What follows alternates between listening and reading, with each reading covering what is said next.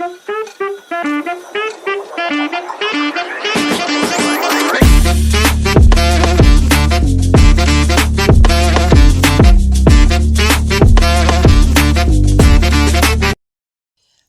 everyone, welcome back to another video.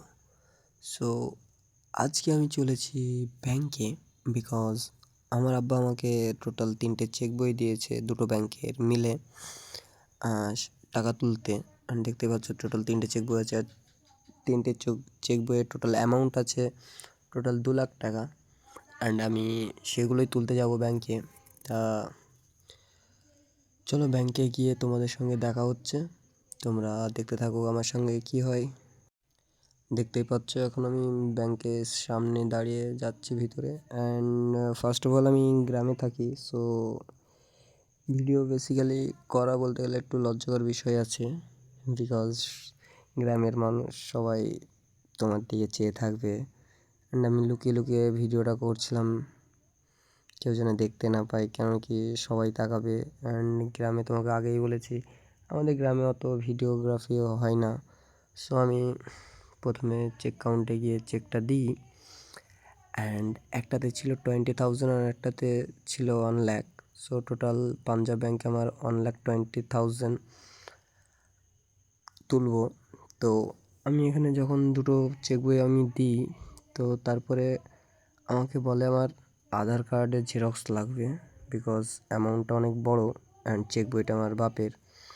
So আধার কার্ডের xerox লাগবে বললো, তাই আমাকে আবার আধার কার্ডটা জেরক্স করতে হবে। সো আমি অনেক ঘোরাঘুরির পরে দেখি একটা পাঞ্জাব ব্যাংকেরই সেম ওই ব্যাংকের একটা সিএসপি খোলা আছে শাখা, যেখান থেকে আমি জেরক্সটা করবো আর কি। সো এখানে জেরক্সটা করে আবার রিটার্ন যাব। অনেকক্ষণ বসে থাকার পরে জেরক্সটা পাই অ্যান্ড আবারও চলে আসি ব্যাংকে। ব্যাংকে গিয়ে জেরক্সটা দিই অ্যান্ড দেওয়ার পরে কিছুটা ওনারা চেকটা দেখেন অ্যান্ড স্ট্যাপলার করে, তারপরে আমাকে চেকটা দেয়, দিয়ে বলে ম্যানেজারের কাছে এটা দেখিয়ে নিয়ে আসতে। সো আমি আবার চলে যাই ম্যানেজারের কাছে চেকটা নিয়ে। ম্যানেজার সেখানে চেকটা চেক করেন, সব কিছু ঠিকঠাক আছে কি না, সিগনেচার সব ডিটেলস চেক করার পরে আমি আবার রিটার্ন দিই। অ্যান্ড এখানে এসে ক্যাশ কাউন্টারে আবার দিই চেকটা।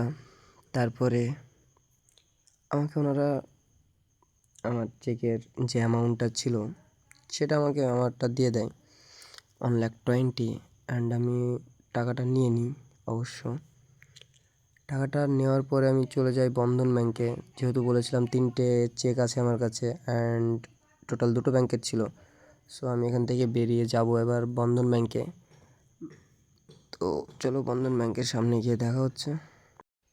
আনফর্চুনেটলি বন্ধন ব্যাংকের চেকে কিছু স্ক্র্যাচ থাকার কারণে চেকটা অ্যাকসেপ্ট হয় না অ্যান্ড আমাকে রিটার্ন আসতে হয়, বলে বাড়ি গিয়ে আসো। সো এখন আমি বাড়ি যাব অ্যান্ড নেক্সট ভিডিওর জন্য অপেক্ষা করো।